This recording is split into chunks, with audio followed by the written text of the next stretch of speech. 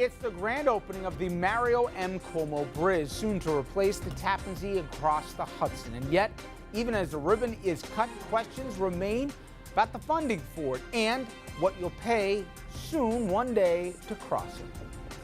And then forget about what divisive Donald has been saying. Time, once again, to focus on what he has done. Trump and Russia back again in the news. We have got the latest for you this evening.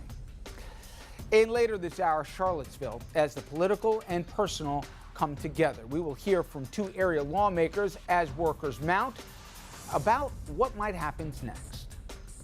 Good evening, everybody, and welcome to RFL. I'm Richard French. Now, in recent years, we've heard a lot of talk about infrastructure, improvements sorely needed, and how difficult it is in today's political climate in particular to get anything done, especially when talking about a project that costs in the billions, that's with the B. But today, we got proof that infrastructure improvements are in fact possible. That is, Governor Andrew Cuomo officially opened the Governor Mario Cuomo Bridge. This bridge's towers not only reach up, but they reach out, as to say we embrace those who choose to enter. Mario Cuomo would be proud of what we have done today, because we have made this place a better place. Now, the Cuomo Bridge, which stands alongside the old Tappan Zee Bridge, which it will soon replace, it will open to traffic tomorrow evening. But the festivities to celebrate the construction, they were held today, hundreds of feet above the Hudson. Fox 1's Ray Ramundi, he's live tonight in Tarrytown on the Westchester side of the span with more. Ray? Yeah, Richard, the reveal of the new span of the bridge you see right here behind me was truly spectacular. Governor Cuomo pulling out all the stops to mark this important milestone. The construction of this bridge, by far the biggest infrastructure project in New York State thruway history. And the governor and those who worked on this bridge waiting 1,423 days for this very day. On this very day, under bright blue skies, Governor Andrew Cuomo introducing the world to the iconic twin-span bridge named after his father. This bridge and the challenge of this bridge was not just a construction and engineering challenge. This bridge is not just a symbol of possibility. The governor riding onto the bridge in style in a 1955 Corvette, the same model used for the inaugural procession that crossed the Tappan Zee Bridge almost 62 years ago. What was initially deemed as a low-key ceremony was filled with pomp and circumstance. 800 Westchester and Rockland County elected officials, dignitaries, and residents right smack in the middle of the span.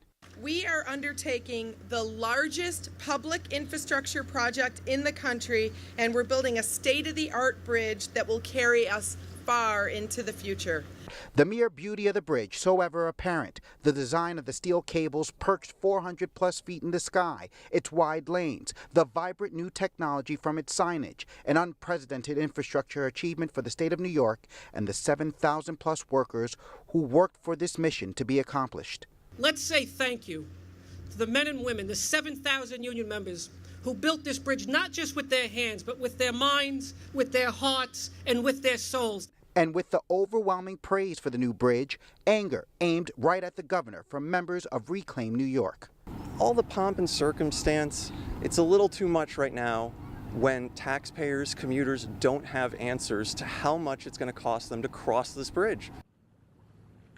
Now, the governor's office did respond to Reclaim New York, saying they have been fully transparent in terms of the cost of the new bridge and the progress made with the new bridge. As far as the toll, we understand that the New York State Thruway has promised that it will remain flat through 2020. Meantime, as you mentioned, Richard, the new span of, or I should say the westbound span of the bridge will open starting tomorrow night. It'll happen in two phases. At 9 o'clock, they'll begin shifting lanes. By midnight, they plan to stop traffic and open one lane of the westbound span. Those cars that will go across that lane will be with a New York State trooper escort. In the middle of the night, there will be yet another traffic stoppage on the Westchester side of the new span of the bridge. Before then, items and the rest of the items are removed on the westbound span of the bridge. By 8 a.m. Saturday morning, the New York State Thruway has promised all four lanes heading from Westchester to Rockland will be open.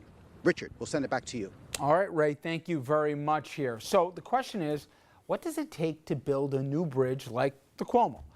Well, think this way. About 4 years of construction, whittled down to just a few seconds. That's courtesy of time-lapse images.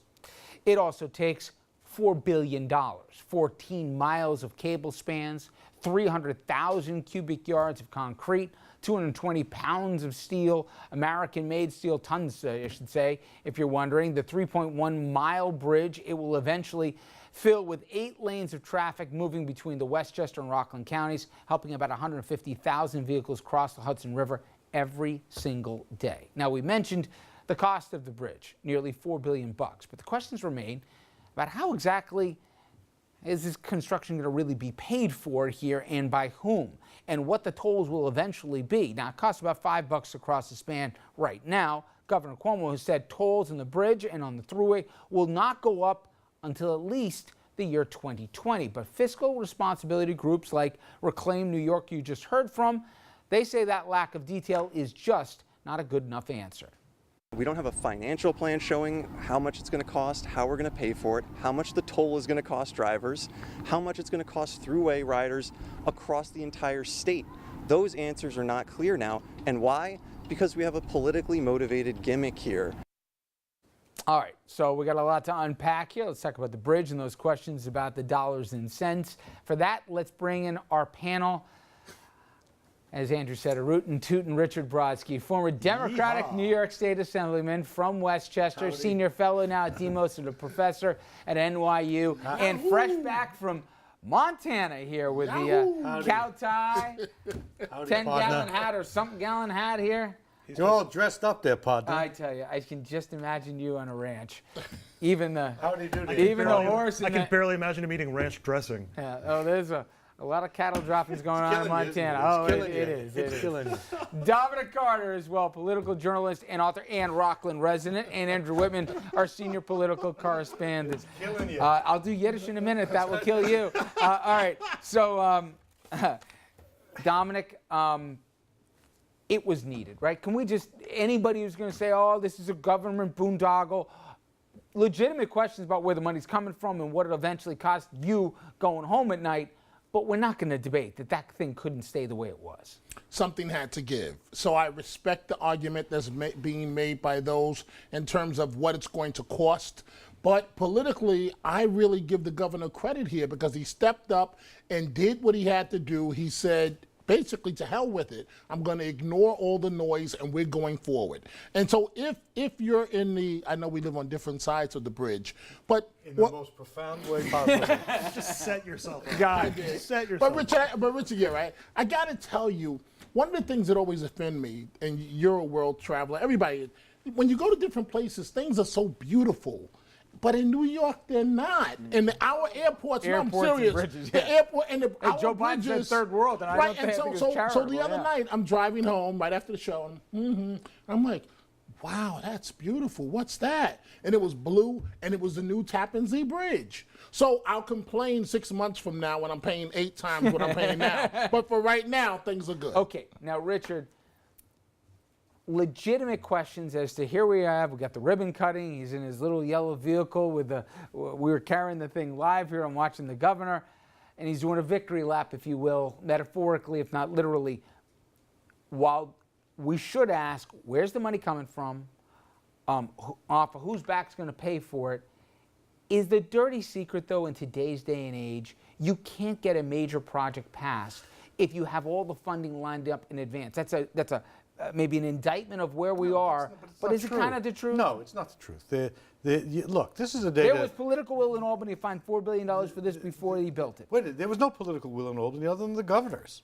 If he gets the credit for jamming it through, which, okay, you give him the credit, today's the day to celebrate, then he takes the responsibility for not funding it. Same is true on the MTA. Summer of hell, you need more money, where's it coming from? I don't know. Now congestion pricing. No, but let me pin you down on that for a second, because if we all agree, and I've spent, along with Andrew, hundreds of hours on this program talking about the bridge and all its failings, okay? And every national study, let alone regional one, says that it's a matter of when, not if, that thing's going to fall apart, right?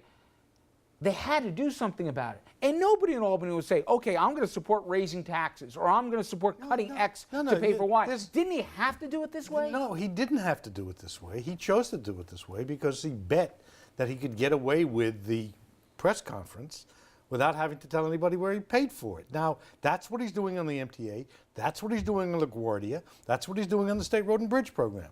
Sooner or later, there's going to be a day of reckoning. Now, that being said, if you want to give him credit for having actually built the bridge, give him credit. Dominic doesn't know what he's talking about New York not being beautiful. Have you seen the George Washington Bridge? Have you seen the Empire State Building? Have you seen the Brooklyn Bridge? They're gorgeous. That's from I don't think this is a... And that's not what I said, Mr. Brown. First of all, welcome home, and thank you for the migraine. Thank you for the headache. But what I said was in comparison to other cities and other countries. New York has always managed to do this, but it managed to tell you where it was going to get the money. One quick point, because the question is tolls or not tolls. One quick point, because that's all we have time for. This was direct spending. I mean, some of it's borrowed, but this direct spending, this is not a public-private partnership that paid for this bridge, which is the format that Republicans in Washington and President Trump want to use for their infrastructure plans if we ever actually see them. So this is proof positive that doing it directly and not letting private businesses in on the profits can work. The best part of this is not the cost, not the tolls, not the way it looks. The best part of this is that it came in at or under budget. All right. And that in of itself a minor miracle. Now, we got a lot more coming up on the Mario Cuomo Bridge for you in the coming days. More coverage tomorrow, of course. And then on Monday, we're going to present a 1-hour special on RFL with our friends at the Journal News. Loha did a great job on this. You saw some of the time-lapse video. There's amazing drone video, a lot of history behind it. It is called The Road Ahead. Everything you ever wanted to know, not only about the new bridge, how critical the old TZ was to the Hudson Valley, literally changed Rockland from a farming community to what it is right now, and a lot more here. Again, 6 p.m. Monday evening right here on RNN and Files One News. All right, now when RFL continues, Trump and Russia, there are new headlines and new headaches for the White House.